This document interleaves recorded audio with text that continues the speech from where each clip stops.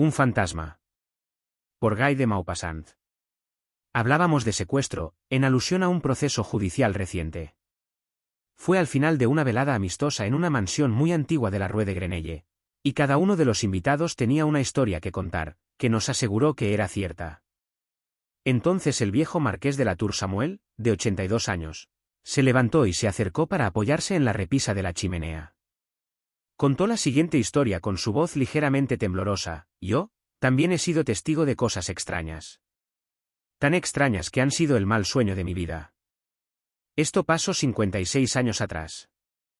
Y todavía está ahí, no hay mes que yo no vea esto en mis sueños. Desde ese día nació una marca, un sello de miedo, ¿entienden? Por 10 minutos fui presa del terror.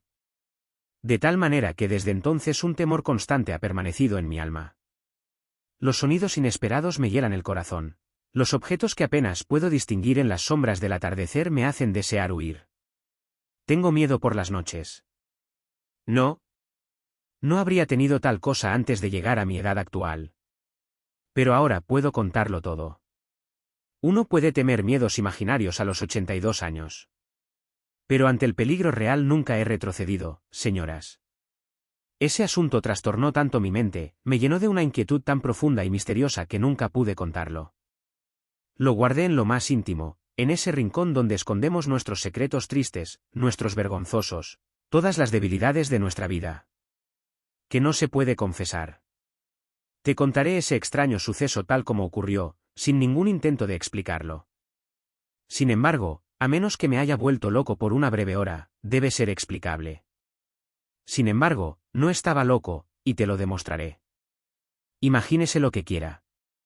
Aquí están los hechos simples. Fue en 1827, en julio.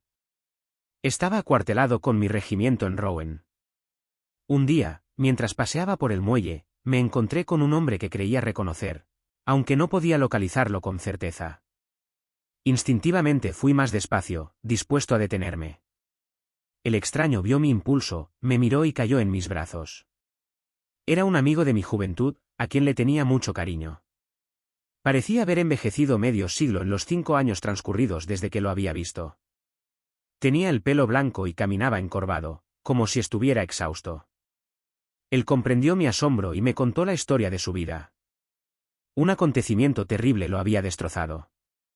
Se había enamorado perdidamente de una joven y se casó con ella en una especie como de un sueño de éxtasis. Después de un año de dicha pura y pasión inagotable, ella se murió repentinamente de una enfermedad cardíaca, sin duda asesinada. Por el amor mismo. Él había abandonado el país el mismo día de su funeral y había venido a vivir a su hotel de Rouen. Él permaneció allí, solitario y desesperado, mientras el dolor lo minaba lentamente. Tan desdichado que pensaba constantemente en el suicidio. Como me encontré contigo de nuevo, dijo, te pediré un gran favor. Quiero que vayas a mi castillo y consigas algunos papeles que necesito con urgencia. Están en el escritorio de mi habitación. De nuestra habitación. No puedo enviar un sirviente o un abogado, ya que el recado debe mantenerse en privado. Quiero silencio absoluto. Te daré la llave de la habitación, que yo mismo cerré cuidadosamente con llave antes de marcharme, y la llave del escritorio. También te daré una nota para el jardinero, quien te dejará entrar. Ven a desayunar conmigo mañana y hablaremos del asunto. Prometí prestarle ese pequeño servicio. Para mí no sería más que una agradable excursión, ya que su casa no estaba a más de 25 millas de Rouen. Podría llegar allí en 1 hora a caballo. A las 10 de la mañana del día siguiente estaba con él. Desayunamos juntos a solas, pero él no pronunció más de 20 palabras. Me pidió que lo disculpara. La idea de que iba a visitar la habitación donde su felicidad yacía destrozada, y lo molestaba, él dijo. Incluso parecía perturbado, preocupado, como si una lucha misteriosa estuviera teniendo lugar en su alma. Por fin me explicó exactamente lo que tenía que hacer. Era muy sencillo. Tenía que llevar 2 paquetes de cartas y algunos papeles, guardados bajo llave en el primer cajón a la derecha del escritorio del que tenía la llave. Y él añadió, no necesito pedirte que no los mires. Yo casi me sentí dolido por sus palabras, y se lo dije, bastante bruscamente. Él tartamudeó, perdóname. Yo sufro tanto. y sus ojos se llenaron de lágrimas. Yo salí alrededor de la 1 para cumplir con mi recado. El día era radiante y corría por los prados, escuchando el canto de las alondras y el golpe rítmico de mi espada sobre mis botas de montar. Entonces yo entré en el bosque y yo puse a caminar mi caballo.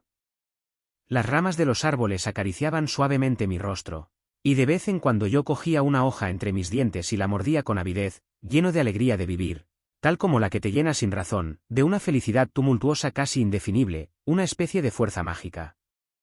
Al acercarme a la casa saqué la carta para el jardinero, y noté con sorpresa que estaba sellada. Estaba tan asombrado y tan molesto que casi me di la vuelta sin cumplir mi misión.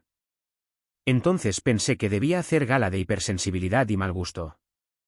Mi amigo podría haberlo sellado inconscientemente, preocupado como estaba. La mansión parecía haber estado desierta durante los últimos 20 años. La puerta, abierta de par en par y podrida, resistía. Uno se preguntaba ¿cómo? La hierba llenaba los caminos, no se podían distinguir los macizos de flores del césped. Al oír el ruido que hice al patear una contraventana, un anciano salió por una puerta lateral y aparentemente se sorprendió al verme allí. Me bajé de mi caballo y le entregué la carta. Él la leyó 1 o 2 veces, la dio vuelta, me miró con sospecha y me preguntó, bueno, ¿qué quieres? Respondí bruscamente, usted debe saberlo, porque ha leído las órdenes de su amo. Quiero entrar en la casa, él pareció abrumado. Él dijo, entonces, ¿tú vas a entrar a su habitación? Yo me estaba impacientando. Parábola. ¿Tú tienes intención de interrogarme, por casualidad? Tartamude, no, señor. Solo, que ésta no se ha abierto desde su muerte. Si usted puede esperar 5 minutos, yo podría ir a ver si. Le interrumpí enojado, mira aquí, ¿estás bromeando? Tú no puedes entrar en esa habitación. Porque yo tengo la llave. Él ya no supo qué decir. Entonces, señor, le mostraré el camino. Muéstrame las escaleras y déjame en paz. Yo puedo encontrarlo sin tu ayuda. Pero, aún así, señor, entonces yo perdí los estribos. Ahora cállate. De lo contrario te arrepentirás. Lo empujé bruscamente a él hacia un lado y entré en la casa. Yo pasé primero por la cocina, luego crucé 2 pequeñas habitaciones ocupadas por el hombre y su mujer. Desde allí yo entré a un gran salón. Yo subí las escaleras y reconocí la puerta que mi amigo me había descrito. Yo la abrí con facilidad y entré. La habitación estaba tan oscura que al principio yo no pude distinguir nada. Me detuve, detenido por ese mohoso y rancio olor propio de las habitaciones desiertas y condenadas, de las habitaciones muertas. Entonces gradualmente mis ojos se fueron acostumbrando a la penumbra, y yo vi con bastante claridad una gran habitación en desorden, una cama sin sábanas. Todavía tenía sus colchones y almohadas, uno de los cuales tenía la huella profunda de un codo o de una cabeza, como si alguien hubiera estado descansando sobre él. Las sillas parecían todas en confusión. Yo noté que una puerta, probablemente la de un armario, había permanecido entreabierta. Yo primero fui a la ventana y la abrí para que entrara algo de luz, pero las bisagras de las contraventanas exteriores estaban tan oxidadas que no podía aflojarlas. Yo incluso traté de romperlos con mi espada, pero no lo logré. Como esos intentos infructuosos me irritaban, y como mis ojos ya estaban acostumbrados a la tenue luz, perdí la esperanza de tener más luz y me dirigí hacia el escritorio. Yo me senté en el sillón, con la parte superior plegada hacia atrás, y abrí el cajón. Estaba lleno hasta el borde. Yo solo necesitaba 3 paquetes, los cuales yo sabía distinguirlos, y yo me puse a buscarlos. Estaba esforzando la vista para descifrar las inscripciones, cuando creí oír, o más bien sentir, un crujido detrás de mí. Yo no me di cuenta, pensando que una corriente de aire había levantado alguna cortina. Pero un minuto después, otro movimiento, casi indistinto, envió un pequeño y desagradable escalofrío sobre mi piel. Esto parecía tan ridículo que me sintiese tan ligeramente conmovido, que yo no me daría la vuelta, avergonzado. Acababa de descubrir el segundo paquete que yo necesitaba y estaba a punto de alcanzar el tercero. Cuando un gran y doloroso suspiro, cerca de mi hombro, me hizo dar un salto loco a 2 yardas de distancia. En mi salto yo me había dado vuelta, mi mano en la empuñadura de mi espada, y seguramente si no lo hubiera sentido, yo habría huido como un cobarde. Una mujer alta, vestida de blanco, estaba frente a mí, de pie detrás de la silla en la que yo había estado sentado un segundo antes. Un estremecimiento tal me recorrió que yo casi me caigo hacia atrás. Oh, nadie que no los haya sentido puede comprender esos horribles y ridículos terrores. El alma se derrite, el corazón parece detenerse, todo el cuerpo se vuelve flácido como una esponja, y tus partes más internas parecen colapsar. Yo no creo en fantasmas, y sin embargo, me derrumbé ante el espantoso temor de los muertos, y yo sufrí más en unos pocos minutos, en la irresistible angustia del temor sobrenatural, de lo que yo he sufrido en todo el resto de mi vida. Si ella no hubiera hablado, yo podría haber muerto. Pero ella habló con una voz suave y quejumbrosa que hizo vibrar mis nervios. Yo no podría decir que recuperé el autocontrol. No, yo ya no sabía lo que hacía, pero el tipo de orgullo que yo siento en mí, además del orgullo militar, me ayudó a mantener, casi a mi pesar, un semblante honorable. Yo estaba haciendo una pose para mí y por ella, fuera lo que fuese, mujer o fantasma. Yo me di cuenta de esto más tarde, porque en el momento de la aparición no podía pensar en nada. Yo tenía miedo. Ella dijo, «Oh, usted puede serme de gran ayuda para mí, señor». Yo traté de responder, pero yo no pude pronunciar una sola palabra. Un sonido vago salió de mi garganta. Ella continuó, «¿Quieres? Tú puedes salvarme, curarme. Yo sufro terriblemente. Yo siempre sufriré. Yo sufro, oh, yo sufro». Y ella se sentó suavemente en mi silla. Ella me miró. «¿Quieres?» Yo asentí con la cabeza, todavía paralizado. Entonces ella me entregó un peine de mujer de caparazón tortuga y murmuró, «Peíname. Oh, peíname. Eso me curará. Mira mi cabeza, como yo sufro. Y mi pelo, como me duele». Su cabello suelto, muy largo, muy negro, me pareció, colgado sobre el respaldo de la silla, tocando el suelo. ¿Por qué yo lo hice? ¿Por qué lo hice? Temblando, acepté ese peine, y por qué yo tomé entre mis manos sus largos cabellos, que dejaron en mi piel una espantosa impresión de frío, como si yo estuviera tocado serpientes. Yo no lo sé. Ese sentimiento todavía está pegado en mis dedos y yo tiemblo cuando lo recuerdo. Yo la peiné, yo la toqué, yo no sé cómo, esos cabellos de hielo. Yo los até y desaté, yo los trencé como se trenzan las pelos de un caballo. Ella suspiró, inclinó la cabeza, parecía feliz. De repente ella dijo, «Gracias». Me arrancó el peine de las manos y huyó por la puerta que yo había notado que estaba entreabierta. Al quedarme solo, yo tuve durante unos segundos la sensación de confusión que se siente al despertar de una pesadilla. Entonces yo me recuperé. Yo corrí hacia la ventana y rompí las contraventanas con mi asalto furioso.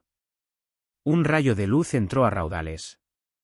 Yo me apresuré hacia la puerta por la que había entrado ese ser. Yo la encontré cerrada e inamovible. Entonces me invadió una fiebre de huida, un pánico, el verdadero pánico de la batalla. Yo cogí rápidamente los 3 paquetes de cartas del escritorio abierto, yo crucé la habitación corriendo. Yo tomé los escalones de la escalera de 4 en 4. Yo me encontré afuera, yo no sé cómo, y viendo mi caballo cerca de mí, monté de un salto y salí a todo galope. Yo no me detuve hasta que yo llegué a Rouen y me detuve frente a mi casa. Después de tirar las riendas a mi ordenanza, yo volé a mi habitación y me encerré para pensar. Luego, durante una hora, yo me pregunté a mí mismo si yo no había sido víctima de una alucinación. Ciertamente, yo debo haber tenido uno de esos shocks nerviosos, uno de esos trastornos cerebrales que dan origen a los milagros, a los que lo sobrenatural debe su fuerza. Y yo casi había concluido que era una visión, una ilusión de mis sentidos, cuando yo me acerqué a la ventana. Mis ojos por casualidad miraron hacia abajo. Mi túnica estaba cubierta de pelos, largos pelos de mujer que se habían enredado alrededor de los botones. Yo me los quité uno por uno y los tiré por la ventana con dedos temblorosos.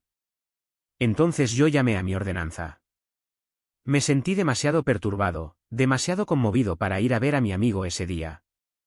Además, yo necesitaba pensar en lo que yo le iba a decir a él. Yo le envié sus cartas. Él le dio un recibo al soldado. Él preguntó después por mí y le dijo que yo no me encontraba bien. Yo había tenido una insolación o algo así. Él parecía angustiado. Yo fui a verlo a él al día siguiente, temprano en la mañana, decidido a decirle a él la verdad. Él había salido la noche anterior y no había regresado.